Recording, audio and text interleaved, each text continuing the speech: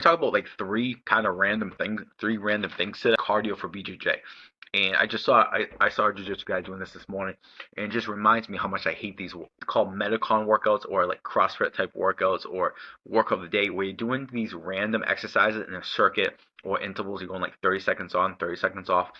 Um, so things like burpees, jump squats, squat presses, renegade rows, all these things. And these things in isolation aren't really the most terrible, but when you're doing this as a form of conditioning, it's not doing what you think you do. And the thing with the fitness industry is that a lot of like trainers know that if you can get someone sweaty, huffing and puffing a lot, if you can get them sore, they're gonna want to think they had a good workout.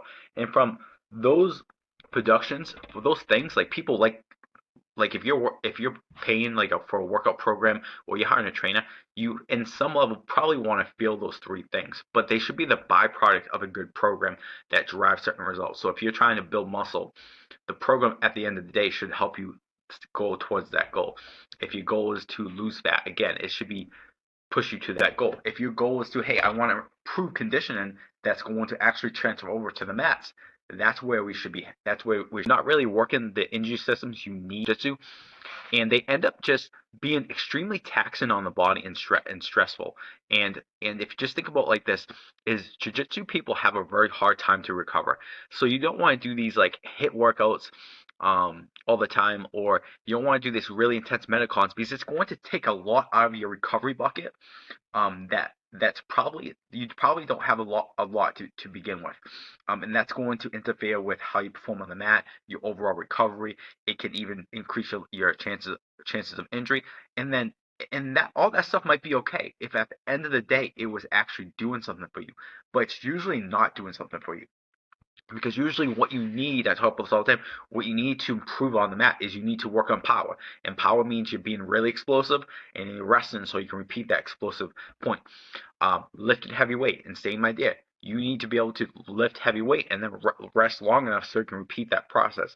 And then even conditioning standpoint, there should be a reason for your condition. You just don't want to throw a bunch of random exercises together and just go nuts for 10 minutes. You should have a reason why you're doing your conditioning. So for example, it's like you need to maybe you have a hard time recovering in between rounds, so you need to teach your body how to be able to like train hard and then recover that heart rate really fast. So then in that case you want to do some aerobic training. So if you were trying to do aerobic training, that would dictate your intensity and your volume, right? Say you have decent aerobic training, but you have a tough time scramble, so you have a tough time like maintaining your power outputs. Maybe that's when you would do some hit, but you would do it in a more smart, intelligent way. Maybe you're going on like an air bike for 15 seconds as hard as you can, and you're going slow for a minute. And one more thing with these like full body movements, and they call it strength training, and like full body movements aren't very good. And this is a mistake I made early in my career. I thought they were good, but when you really think about it, you're not. What are you actually doing? Again, you're just moving and sweating.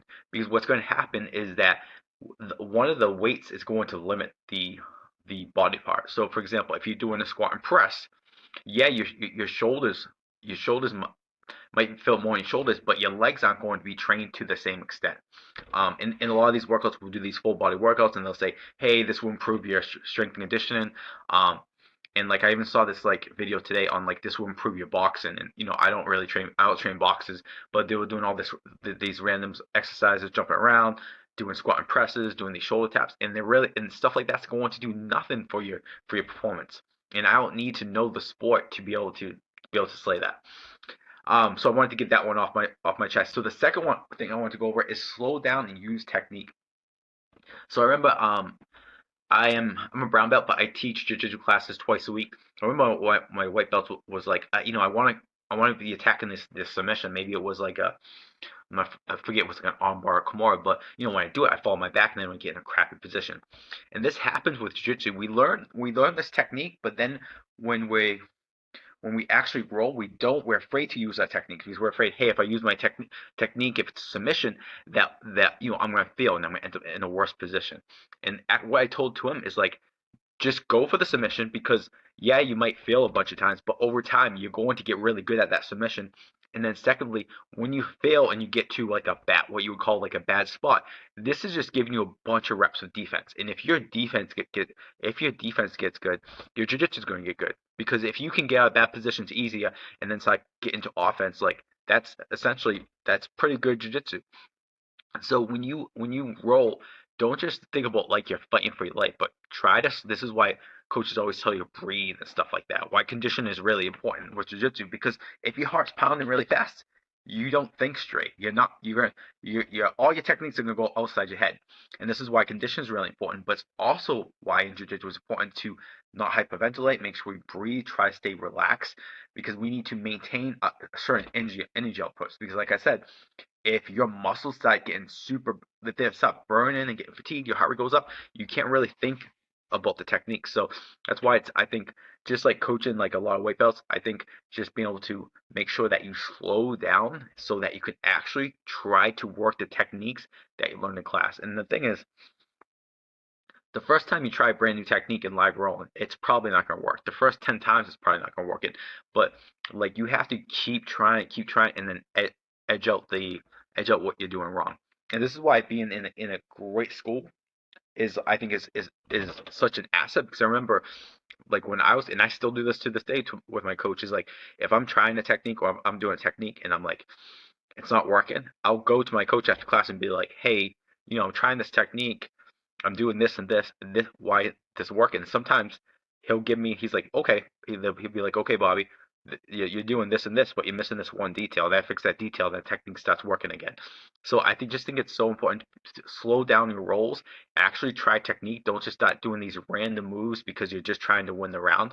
No one really cares. It's, the rolling, the live sparring is so that you actually get better. Um, and this last one, I remember, like, I would say this. I remember saying this a lot. I would have conversations with other guys like this. Is that I always felt like jiu-jitsu was more like strength training than cardio. Like I feel like you do if you're a good runner and you go do kickboxing, I feel like that transfers over well. But if you're necessarily a good runner and you do jiu-jitsu, I don't think it transfers over well. Not that running's not good. Having good cardio is important for jiu-jitsu, like I just said. But like the thing with strength training, especially if you're actually going to the gym and you're training close to failure, and your workouts aren't full of isolation exercises. You're not just like biceps, triceps, shoulder raises, but most of your exercises are like hard compound exercises. They're squats, they're deadlifts, they're heavy lunges, they're heavy presses, they're push-ups, there's dips, there's heavy rows and chips, all that stuff. Like a lot of jiu-jitsu is being able to resist strength and then apply strength, right? Um, and if you don't strength train, if you don't have that, I think jiu-jitsu seems extremely tiring. Because if you think about strength training, and obviously you're not doing a set for 5 minutes, like 5 minute round, but if you do a strength train, you have to control, say a dumbbell press, you're controlling that weight somewhat, right? And then you have to push on that. And like again with jiu-jitsu is like the opponent is trying to manipulate your body and resistance, which is kind of like what you have to do when you're doing a negative anything. So if you're lowering yourself with a squat, to make sure you don't drop down fast, you have to contract your muscles and go slower. You're kind of slowing down movement. If you're doing like a press, you lower it. Like gravity just wants this to happen, but you're controlling it. And I think having that element helps you be able to resist what your opponent's doing to you, in a way. And then when you lift the weights, it's kind of like what you're trying to do to your opponent. You're trying to move something that's kind of heavy and it's going to have a lot of resistance behind it. So if you're trying to arm drag someone, you have to, it's not easy. You'll have to do the resistance. Or like I like to play a lot of collar and sleeve.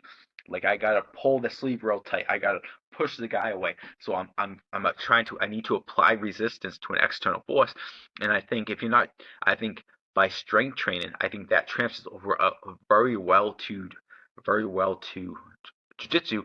And I feel like maybe if you come from a background where you're very good at cardio, very efficient, and then you go to jiu-jitsu and you don't really have a strength base, I think that's one of the reasons why jiu-jitsu can completely like kick your ass, because you're not used to it.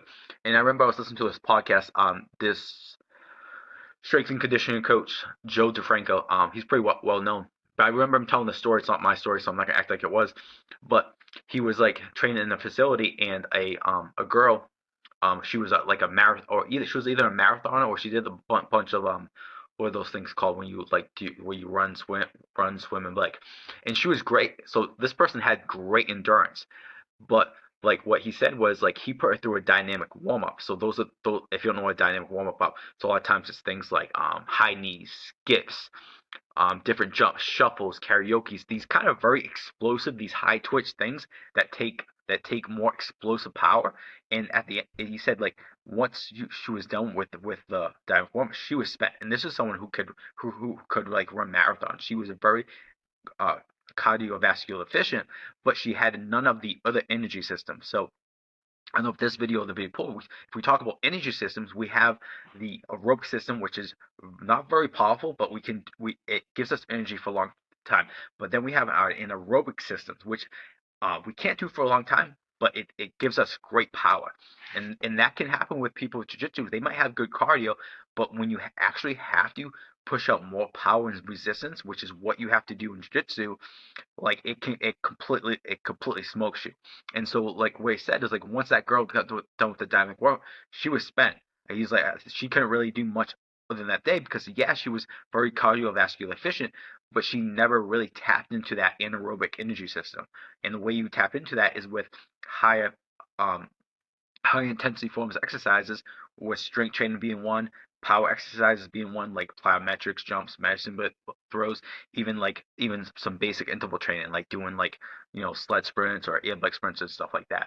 Um, so the reason why I said it just kind of goes to show you is that an anaerobic energy system is super super important for jiu-jitsu. And I think the modality of the anaerobic kind of tree, the best one for jiu-jitsu is probably strength training. So that's all I got for you guys today. If you have any questions, let me know. If you're looking for coaching, I'll throw my link to my one-on-one coaching program. If you haven't signed up for my 7 ways to boost your strength and condition for jiu-jitsu, I'll put the link in that. And that is just an email series where I give you basically my best tips for 7 straight days. And if you follow those tips, you're going to get excellent results. You can get stronger. You can get an endless gas tank. You're going to improve your mobility. You're going to be more resistant to injury.